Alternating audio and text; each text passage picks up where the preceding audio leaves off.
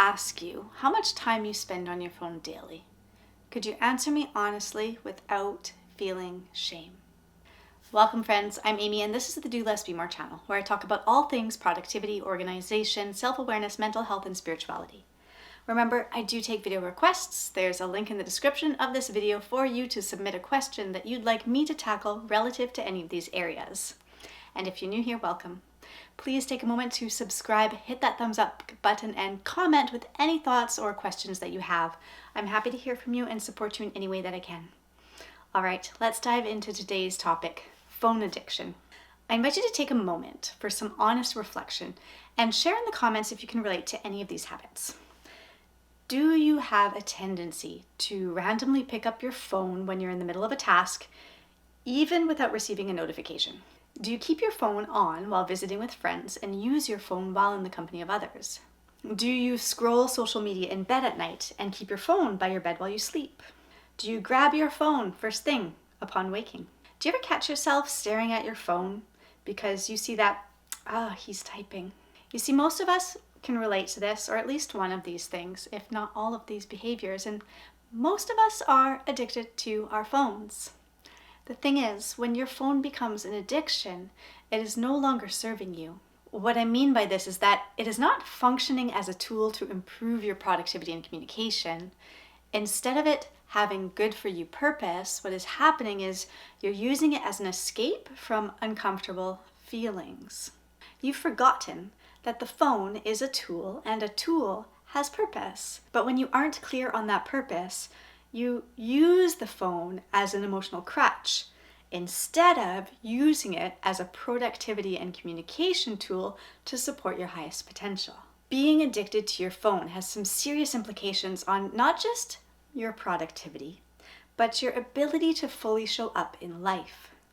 A phone addiction can mean you are not in control of your attention and are easily distracted. You're not getting the important things done efficiently. You're not fully in the moment and present with loved ones, and you feel guilty about that. You're struggling with moving the needle forward on your dreams. Now, just because you're struggling with a phone addiction doesn't mean it always has to be this way. So I want to offer you 5 simple ways to begin to let go of the addiction and turn your phone into a productivity tool. I also invite you to take a moment to get super clear with yourself about the ultimate purpose of your phone. How can your phone serve your highest potential? Let me know in the comments what you come up with. All right, so let's dive into the 5 simple strategies for curbing the phone addiction so that you can begin to use it with purpose. Number 1, default to airplane mode. If you want to access flow state on demand, keep your phone in airplane mode, except for predetermined times when your productivity won't be impacted.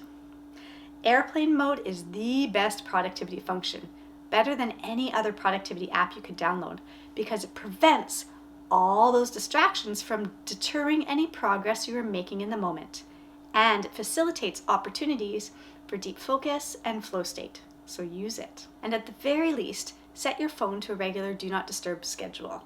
So this would be a time period every day without phone calls, messages, or notifications. Now, beyond the late evening to early morning hours when the phone is ideally off already, I personally find the most impactful do not disturb mode schedule is from the moment you wake until noon. The second strategy is to use a black background. So one bonus of a black background, so your home screen and your lock screen are both black, is that it saves battery power. But the bigger benefit, a black background is less distracting and serves as a reminder that your phone is a tool, not a plaything. Number 3, default to grayscale mode. A hyperpixelated screen is way more exciting for the brain than what your eyes take in when you're looking at the real world around you. Going grayscale removes positive reinforcement of using your phone. Social media scrolling becomes boring without color. Websites, videos on YouTube, and Pinterest photos lose their visual appeal. Gray is simply less fun, which means you'll be less inclined to doom scroll for eternity because boredom will set in first. Number 4, turn off all notifications. Disable all red badge alerts. Studies show that just seeing these notifications activates the fight or flight response, raising cortisol levels. These tiny notifications are adding to your accumulated stress, so get rid of them. Disable all app notifications. Yes, all of them. Social media messages, emails, every app you have. Don't let the apps have the power. Don't let them control your decision making. You decide what's important and what deserves your attention when, not the app. And number 5, delete pointless and time-sucking apps altogether. So pointless apps are the ones you've downloaded, perhaps used once, and then forgotten about.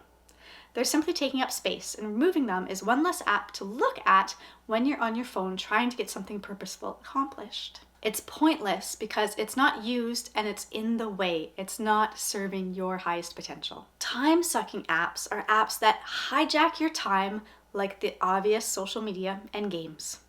Now, if you can't delete the app yet because there's too much resistance, or you actually do need it for your business, then at the very least, remove it from your home screen and keep it in a folder to create more friction for yourself in using it. Only keep the apps on your home screen that actually contribute to your productivity and well-being. And as a hint, email is not one of them. Okay, so I want to recap how to ease off the phone addiction and start using it as a tool with purpose.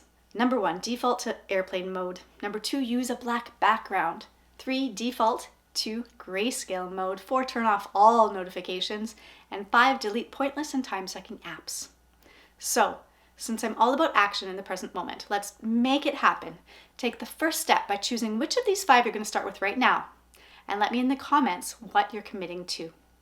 Please remember to share this video with your friends, give it a thumbs up, subscribe, and I will see you next week on the Do Less Be More channel. Thanks for watching.